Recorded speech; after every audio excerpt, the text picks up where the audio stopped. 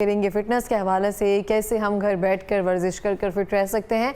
लेकिन हम इंतज़ार कर रहे होते हैं खुदा ना खास्ता बीमार होने का। बीमारी के बाद जब हम सेहतयाब होते हैं फिर हम इरादा करते हैं कल से हम वॉक करेंगे, लेकिन वो कल कभी भी नहीं आता है। और जो आप तंदुरुस्त हैं, सेहतयाब हैं, तो आपको वॉक लाजमी करनी चाहिए, वर्जिश करनी चाहिए, अपनी सेहत का लाजमी ख्याल रखना चाहिए। इस हवाले से जानेंगे क्या ऐसी टिप्स हैं जो हम फॉलो करके अपनी सेहत को मज़ीद बेहतर कर सकते हैं। हमें ज्वाइन किया है ऑनलाइन पे उज़ैर अतीक साहब ने, जो कि फ़िटनेस ट्रेनर है। अस्सलाम वालेकुम। वालेकुम अस्सलाम। उज़ैर कैसे हैं आप? मैं ठीक अल्हम्दुलिल्लाह, आप सुनाएं। बहुत शुक्रिया उज़ैर हमें ज्वाइन करने के लिए। मैं भी ठीक अल्हम्दुलिल्लाह। उज़ैर, मैं आपसे जानना चाहूँगी कितनी देर रोज़ाना वर्जिश ज़रूरी है? देखें जी, वर्जिश तो करनी चाहिए और टेक्निकली स्पीकिंग अगर आप अपने आप को डेली का 30 से 45 मिनट देते हैं किसी भी फिजिकल एक्टिविटी में जिसमें वर्जिश शामिल है, आप स्विमिंग कर सकते हैं, कोई स्पोर्ट्स खेल सकते हैं, तो ये लाजमी हर इंसान को करना चाहिए। और इसमें ये कम अज कम दिन में कम अज कम पूरे वीक में 3 से 4 मरतबा आपको जिम जाना चाहिए। सही हो गया। अच्छा उज़ैर, बहुत सारी चीज़ें हमें यूट्यूब पर और ऐसे कुछ ना कुछ ऐसे एक्सरसाइजेज आ रही होती हैं कि आपने इतने सेट लगा लें, इतना इस तरह से कर लें, तो वो क्या हमें करनी चाहिए? क्या हमारे लिए सेफ़ है? अगले दिन तो खलियाँ पड़ जाती हैं क्योंकि अगले दिन हम करते नहीं हैं, या टेक्निक्स हम गलत लगा लेते हैं? देखें, एक बार हर चीज को ना करने के लिए कोई मराहिल होते हैं, कोई प्रोसेस होता है, तो उस प्रोसेस को फॉलो करना जरूरी है। जिस तरह बच्चा क्लास पहली दफा जाता है तो वो टीचर को देख के घबराता भी है, तंग भी करता है पेरेंट्स को, रोता भी है। तो जिम की एक्टिविटी और प्रोसेस भी इस तरह ही है। शुरू शुरू में आपको आपका जिस्म जो है थोड़ा सा दिखाता है कि जी खलियां पड़ रही हैं, स्पैज़म हो रहा है बॉडी में, जिस्म दुखता है, बट रूटीन के साथ साथ शुरू के 5 से 6 हफ्ते थोड़े से मुश्किल होते हैं और फिर आप आहिस्ता आहिस्ता आपकी बॉडी उसको अडेप्ट कर लेती है, उस रूटीन को अडेप्ट कर लेती है और वो हैबिट आपके अंदर डेवलप हो जाती है। क्योंकि इसके अंदर कंसिस्टेंसी बहुत जरूरी है। अगर हम कंसिस्टेंट नहीं रहेंगे तो डेफिनेटली ये अमल बार बार हमारे साथ होता रहेगा। और जहां तक बात आपकी रेपिटेशन की है, डेफिनेटली देखें, जब आप वर्कआउट करते हैं उसका कोई प्रोसेस होता है, कोई तरीका होता है कि आपने कोई भी वर्कआउट के इनिशियली स्टार्ट में उसके कितने नंबर ऑफ सेट्स करने हैं और एक सेट के अंदर कितनी नंबर ऑफ रेपिटेशन करनी है। आइडियली स्पीकिंग कोई भी बिगनर जब अपना वर्कआउट स्टार्ट करता है, जिम जाता है, तो उसके लिए ये होता है कि वो कोई भी वर्कआउट करता है वो मसल ग्रुप को फॉलो करते हुए बाइसेप्स करता है, ट्राइसेप्स करता है, शोल्डर करता है, चेस्ट करता है, लेग्स करता है, फुल बॉडी वर्कआउट करता है। सो उसको हर मसल का कम से कम 2 से 3 सेट्स करने चाहिए और कम से कम 8 से 12 रेपिटेशन करनी चाहिए। अच्छा, घर में जब हम एक्सरसाइजेस करते हैं तो हमें नहीं पता होता कि हमारी क्या पोजीशंस हैं जो हमें सेट करनी है, हमारे नीज जो हैं वो ना हो जाएं, हमारा एल्बो हमने कहाँ रखनी है, तो उसकी वजह से गलत टेक्निक्स की वजह से या फिर गलत पोस्चर की वजह से कोई ऐसा नुकसान हो सकता है, इंजरी हो सकती है घर बैठ के, खुदा ना खास्ता?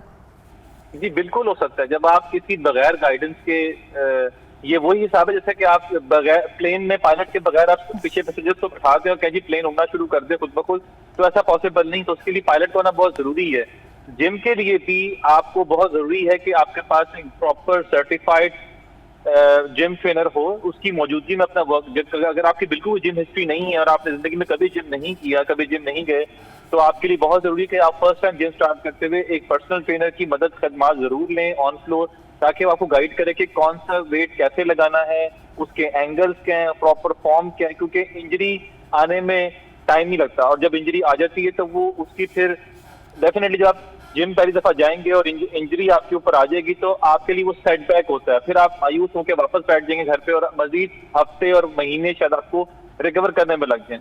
तो बहुत जरूरी है कि आप बगैर गाइडेंस के कभी भी जिम ना करें, स्पेशली स्ट्रेंथ ट्रेनिंग बिल्कुल ना करें। बिल्कुल इस तरह से। अच्छा, वेट लूज करने के लिए कितने % एक्सरसाइज होती है, कितने % हमारी डाइट होती है? देखिए जी, दोनों चीजें साइमल्टेनियसली काम करती हैं, दोनों चीजों का मुकम्मल होना जरूरी है। बट अगेन वेट लॉस और वेट गेन दोनों में ही आपकी डाइट का जो मेजर अमल दखल है वो 65 से 70% होता है और 25 से 30% आपकी वर्कआउट आप पे अहमियत का हामिल है। सो दोनों का होना बहुत जरूरी है। लेकिन ऑफकोर्स जब आप स्पेशली वेट लॉस की बात करते हैं तो उसमें आपकी डाइट का प्रोपोर्शनेट होना, न्यूट्रिएंट वैल्यू का पूरा होना और कैलोरी डेफिसिट जो सबसे इंपॉर्टेंट चीज है वो अगर होगी तो अभी आप अपने वेट लॉस की जर्नी को फॉलो कर सकेंगे। साथ साथ अच्छा वर्कआउट इसलिए जरूरी है क्योंकि आपकी मसल को स्ट्रेंथनिंग भी चाहिए होती है। सही हो गया। अच्छा उज़ैर, हम देखते हैं कैलोरी डेफिसिट में तो सब तकरीबन जा रहे हैं, सब ने ऐप्स डाउनलोड की हुई हैं, उसके मुताबिक आप सब चीज़ें एंटर करते हैं, उसके अकॉर्डिंग आपको आ जाता है आपने डेली बेसिस पर इतनी कैलोरीज जो है उसकी इनटेक करनी है। क्या ये तरीका दुरुस्त है वेट लूज करने के लिए जो हम सेल्फ कर रहे होते हैं खुद से? देखें, अगेन बात भी आती है, अगर तो आपका कोई हिस्ट्री है, अगर आपकी कोई बैकग्राउंड है जिसमें आपने जिम पहले किया हुआ है, आपको चीजों का आइडिया है, नॉलेज है, तो फिर बिल्कुल ठीक है। अदरवाइज तो देखें, सेल्फ ट्रेनिंग का मतलब ये नहीं है कि आप ऐप डाउनलोड करें, उस ऐप ने आप उस ऐप से आपको इंफॉर्मेशन मिलेगी, गाइडेंस मिलेगी। अगेन किसी बंदे का उसको गाइडेंस को लेके चलना, उसको कैलकुलेट करना, मॉनिटर करना, ये बहुत जरूरी है। सो एप्स डेफिनेटली हेल्पफुल होती हैं, वो बनाई भी इसलिए गई है ताकि आपको सेल्फ ट्रेनिंग में आसानी हो, क्योंकि बहुत ज्यादा आप लोग ट्रैवल कर रहे होते हैं, अवेलेबिलिटी नहीं होती, जिम की एक्सेस नहीं होती, तो आपको ये एटलीस्ट पता था कि मैं खा क्या रहा हूँ। तो वो ऐप आपको उस लिहाज से बहुत पॉजिटिवली हेल्प करती है कि आपने क्या खाया, आप उसमें अपनी कैलोरीज, अपनी डाइट को ऐड करते रहते हो, आपको कैलोरी इंटेक बता देती है कि आपने आया डेफिसिट में गए या सरप्लस में गए। सो ये सब चीजें एडिशनल टूल के तौर पे हम बिल्कुल यूज कर सकते हैं और इनका फायदा ही होता है। सो मैं इनके बिल्कुल हक में हूँ कि ये एप्स आपको सपोर्ट करती हैं, बट तब सपोर्ट करेंगे जब आपके पास बेसिक नॉलेज होगी। सही हो गया। क्या चीज़ें हैं जो हमें माइनस करनी चाहिए, कौन सी ऐसी मिथ वगैरह हैं जिनको हम फॉलो कर रहे हैं, जिसके बाद बहुत सारे लोग, बच्चे आपके पास ऐसे आते होंगे जो तकरीबन चीज़ें ख़राब करके आ रहे होते हैं, अपनी हेल्थ भी, अपना इंटरनल भी? बिल्कुल, मेरे पास जो एज ग्रुप 19-18 ईयर्स ओल्ड से लेके मेरे पास 75 ईयर्स ओल्ड तक का एज ग्रुप आता है। सो इसमें आप अंदाजा लगाते हैं कितना ह्यूज पूल है ये। बेसिकली हमारे पास हमें जो बेसिकली पहले काम करना है, अपनी बेसिक्स के ऊपर काम करना है। उसका सबसे पहला स्टेप ये है कि हम होम फूड को तरजीह दें। We start doing taking home food, वो बहुत जरूरी है। ये फेज नंबर 1 है। फेज नंबर 2 है कि उस होम फूड पे जब हम शिफ्ट हो जाते हैं उसके बाद हम कोशिश करें कि हम अपनी पोर्शन को कैसे कंट्रोल करें। That is phase 2।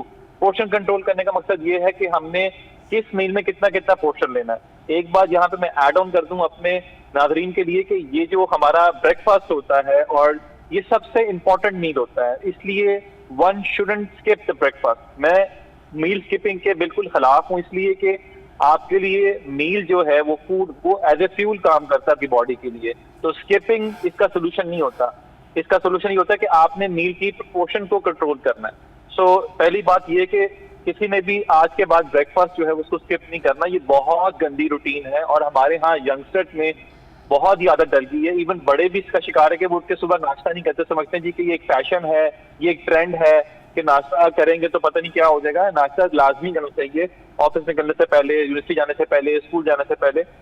और तो सेकेंडली बहुत सारे लोग जो हैं ये नाश्ता वगैरह की रूटीन तो ठीक है, जानबूझकर पेट खाली रखते हैं, कुछ खाते ही नहीं है, फाके करते हैं कि शायद इससे हमारा वेट लूज हो जाएगा, एक टाइम पर हैवी मील ले लेते हैं। तो क्या फायदेमंद है? ओमैड आजकल बहुत ज़्यादा आया हुआ है, तो उसकी वजह से 1 मील आ डे हमने कर लिया और सारा दिन कुछ नहीं खाया।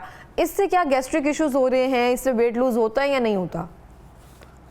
वेट लूज तो उससे किसी हद तक शायद आपका होता होगा, बिकॉज आप डेफिसिट पर जाते ही हैं, but probably this is not the right way. हमेशा चीजों को प्रैग्मेटिक होकर करना चाहिए, वो अप्रोच जो कि लॉन्ग लास्टिंग चले। हमारे पास मल्टीपल वेज हैं, कीटो की डाइट आती है, इंटरमिटेंट फास्टिंग आती है। लोग फाके समझ के करते हैं कि सर हमारा वेट जल्दी कम हो जाएगा, ऐसा नहीं होता। आपकी बॉडी को एक फ्यूल चाहिए होता है। अगेन मैं रिपीट कर रहा हूँ कि वो फ्यूल अगर बॉडी को मिलता रहेगा, लेकिन उस फ्यूल का अच्छा और क्वालिटी होना बहुत जरूरी है। जैसा गाड़ी में अच्छा ऑयल डलवाते हैं, अच्छा पेट्रोल डलवाते हैं, गाड़ी सही परफॉर्मेंस देती है। ऐसा नहीं होता गाड़ी से ऑयल निकालें और वो निकालेंगे गाड़ी सही चलेगी।